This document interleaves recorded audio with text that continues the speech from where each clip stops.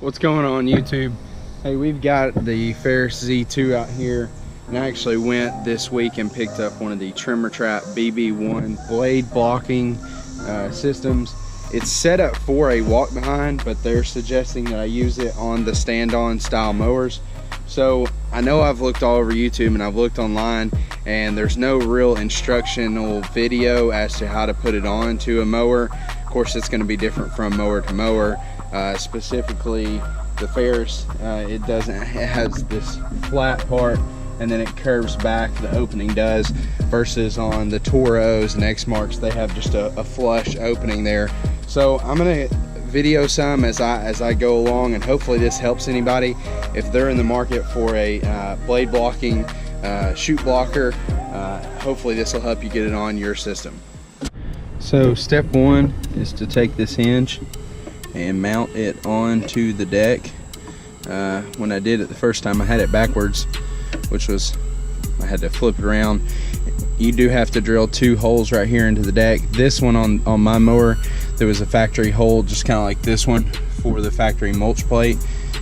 So I used that hole. I did have to drill this hole right over here. Next, we've got to mount this flap onto here so that it can go up and down. The nice thing about these that everyone, or that Trimmer Trap really talks about, is you don't have to take off the factory flap. This thing can be up or down, even with the flap, the factory flap. You're not having to take it off, kind of like some of the other ones I've looked at.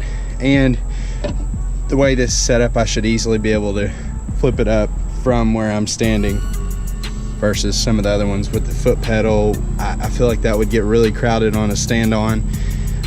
And not only to mention the price of the grass flaps and the quick shoots, they're up there for what they are.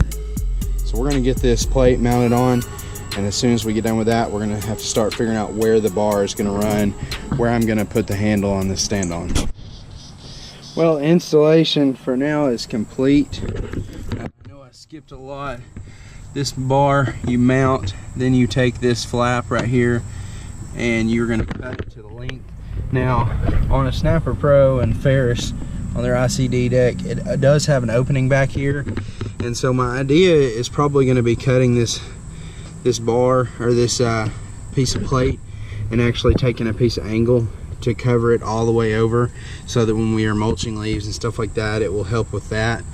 Now, after you've put this plate on, got it cut, you're going to put this little angle or elbow piece onto it, and it comes with some little push-in style pins that I just couldn't get into them, so I just went and I got some bolts and put the actual bolts on it. I did have to cut this bar, being that it's for a walk behind. I did have to cut the bar about 1 foot of it off, because if not, this handle was, you know, sticking way up out of the way. So on the mounting, we just mounted it right here on the battery box. I need to get some washers and put on these. You have a little collar, the spring. I need to put a washer on this. It's a little plastic washer, and then the other collar, and then the bar and the handle. And it seems to be working pretty good. The thing that I like is from the standing position, you're able to do this. And I know a lot of guys, a lot of the people I talked to were talking about getting the quick shoot or the grass flap and putting the pedal back here. But man, I came from a grandstand to this Ferris, so this stand is not huge. I mean, it's plenty of room for me, but I move my feet all around on it. I don't stand perfectly in one place, and if I put the flat or the little button on the back to click the flap close, I'm scared I'd be hitting it more than I want to, or it would just take up the space that they give you for standing. So that's kind of why I really wanted to go and try the Trimmer Trap BB1. Now, this is on a piece of this plastic, so I'm gonna have to learn to watch it with this handle, because I do like to cut in close to trees.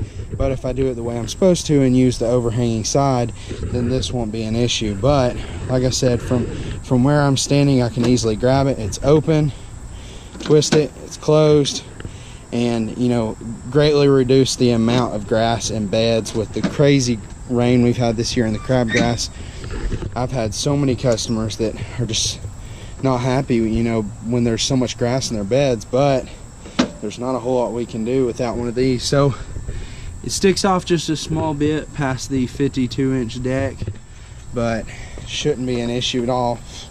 When it's open, it's actually taking up a little more room. But when it's closed, it's not really sticking out very far. So I will get some footage with this.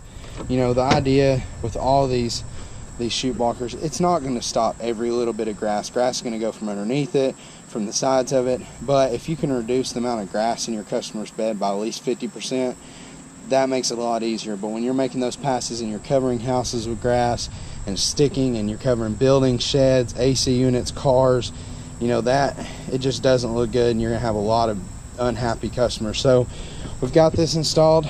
I will keep y'all updated how it goes with it on.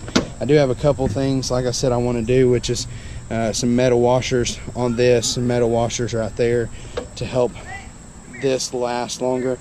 I'm really excited to put this to use. Hopefully it lasts for me for a while. If not, then I'll look elsewhere. I know that there's just not much of these trimmer traps right now. So hope this helps out. Like I said, if you have any questions, feel free to let me know.